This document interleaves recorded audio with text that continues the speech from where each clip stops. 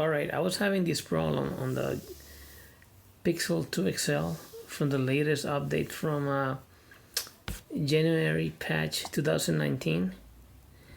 I wasn't able to download anything from the Play Store, nothing. Couldn't download or update anything. So what I did was I went to the setting of the phone.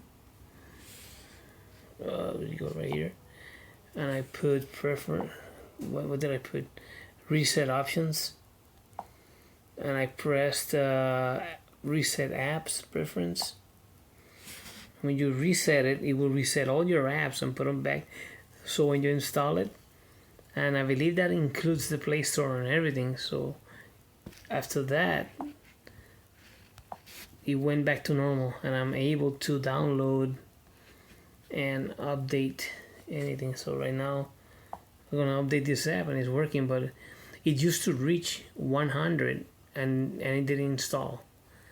That was happening from downloading apps from the Play Store or updating apps. Well, hopefully this helps everybody out there that had this issue on the Google Pixel or OnePlus 6, I think it is, and any other smartphone that's having this issue. Thanks for watching.